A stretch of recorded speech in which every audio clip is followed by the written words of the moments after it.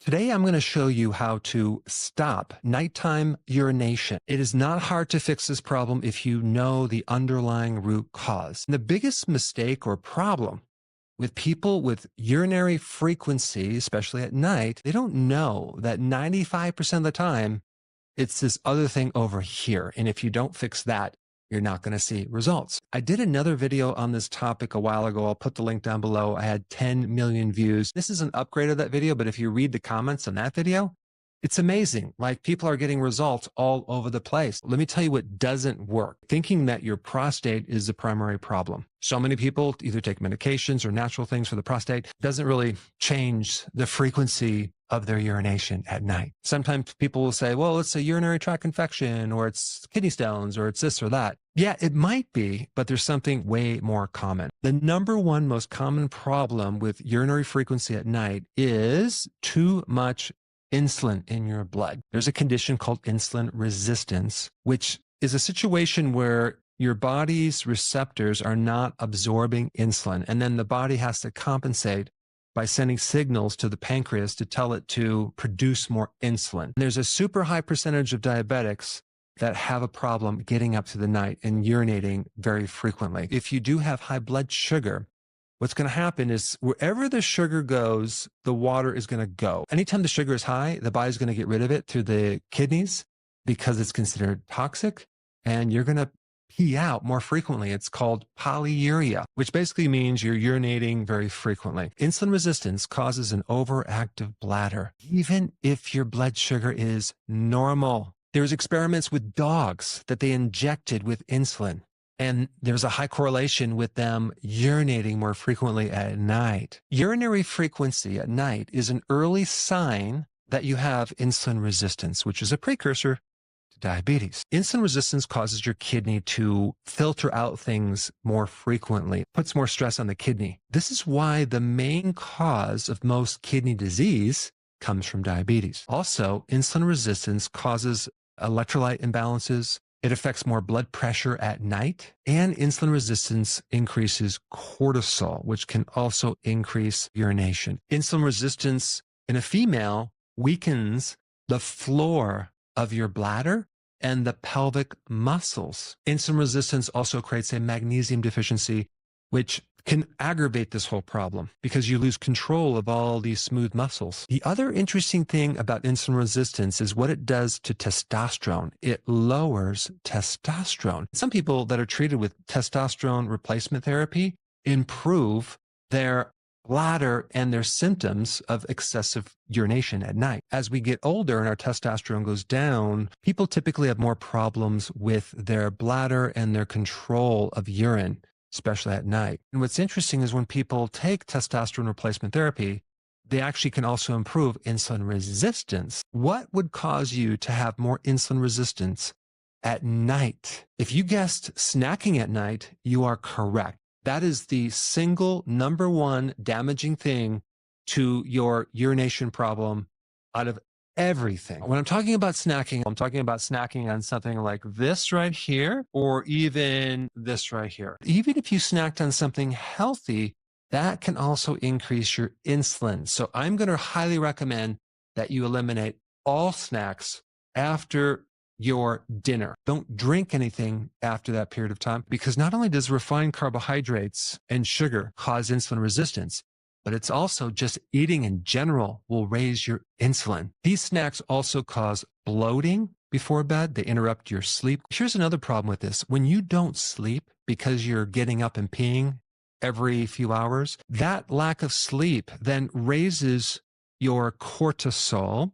It will mess up your blood sugar to the point where it's going to cause you to crave more of the snacks at night in between meals. Also, a lot of times people snack because they're tired or bored or just out of habit. As a first step, if it's impossible to stop snacking, at least snack on something that's a little healthier, like blueberries or maybe strawberries or celery or even a grapefruit. But it's best if you snack on nothing and just get in the habit of not snacking. One of the smartest things to do is not to buy any more snack foods, because if this is sitting in the pantry and it's calling your name because you're watching TV and you're seeing these commercials, it can just trigger this, let me just have one. And then one turns into 2 and 3 and 4. And before you know it, you ate the whole bag. When you're on a low salt diet, you could also have a problem with urination at night, just from the fact that what sodium does to your fluid, it helps you retain fluid. You do need a certain amount of salt in the diet. Also, some people are snacking because they're craving salt.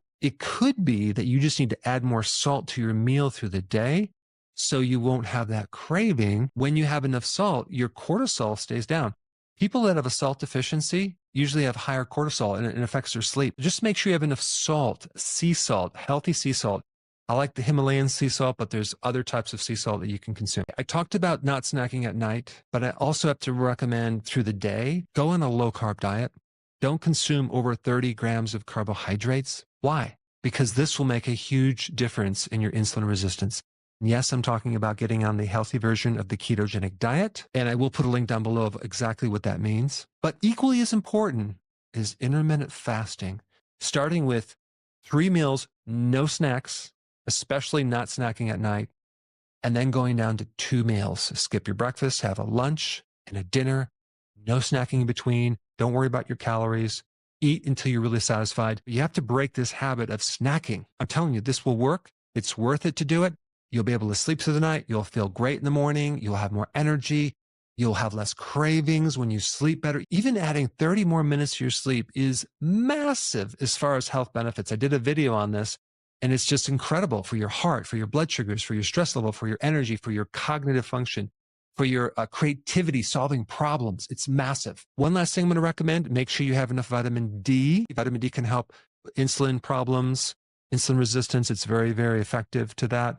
Also, it can help with your sleep cycles. Also, make sure when you get vitamin D, you add it with magnesium. Both of those together will greatly help your sleep. And I'll give you the details of how much to take below in the description. But if you really want to know what you should be eating, I put that video up right here. Check it out. Hey, before you leave, I just wanted to give you a little quick history on some of the books that I wrote. This was one of the first books. It's called Dr. Berg Body Shapes. It was my attempt at writing about body types. What was very interesting about this book is I actually did all the images myself. Don't ask me why. They look actually not quite as professional as some of the images that I have in the new book. But anyway, this is my first attempt right here called Dr. Berg's Body Shape Diets. And then I wrote a book more extensive called The 7 Principles of Fat Burning. I don't even have a copy anymore, actually, because it's outdated. The next book, I put about 1,000 hours into this one right here called The New Body Type Guide. Major updates on the body types. I put a lot of energy into this. It has professional images, graphics, all sorts of things. Now, the problem with this book is it doesn't really describe what this is really about. Body types are only a small portion of what's in this book. And that's why I changed the name to the Healthy Keto Plan, okay? If you happen to have this book, you don't really need this book because there's only very, very minor updates. But if you don't have this, you need to get this one right here. This book goes into every single detail that you would ever want to know about. It goes into the 7 principles of fat burning. It goes into hormones, the body types, the basic keto plan. It goes into intermittent fasting.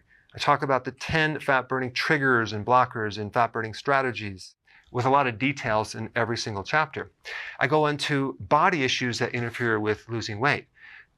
There's very few people that just have a weight problem. They have a lot of body issues, whether it's sleeping problems, stress problems, inflammation, menopause. I cover that extensively in this book.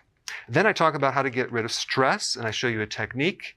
Then I get into exercising. And then I have a lot of really good recipes in this book as well. So this is a good reference guide. On my website, if you get this book, you get this one free.